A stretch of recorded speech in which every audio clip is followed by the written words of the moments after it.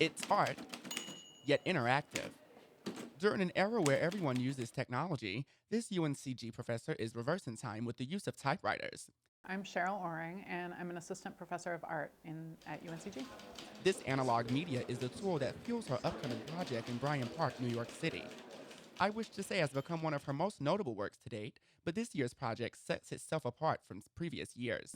With this project, with I Wish to Say, I go around with a typewriter and I invite people to dictate postcards to the president. But this year I'm doing sort of a special version, and people can dictate postcards to any of the candidates.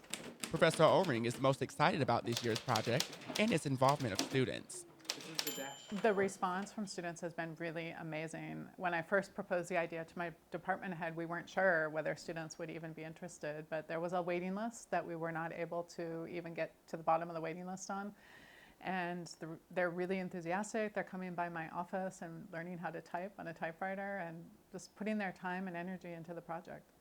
Senior Dylan Edwards is one of 58 students participating in the project that is intrigued about the rebirth of the typewriter. Typewriter, I feel like there's a sort of visceral connection, like it's an analog format, so you're sort of more physical about the actual work itself, and each word has a weight because you sort of have to punch it in and see it right in front of you, and you can't erase it. I just want to see people be more sort of involved in the political process and express their opinions sort of in a public forum, because I feel like a lot of people feel like they don't have a voice, or people feel like they're marginalized, they're not heard when it comes to the political process, especially during the primaries.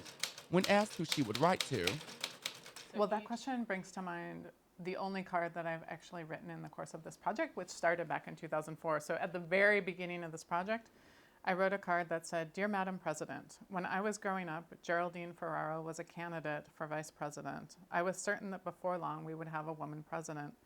It has taken many years for this to happen, and I was just saying I am very proud of you. Good luck with the tough decisions. Sincerely, Cheryl Oring," and I was living in Brooklyn at the time. I mean, I don't know. It's interesting. Let's see what happens if we have a woman president this year or not.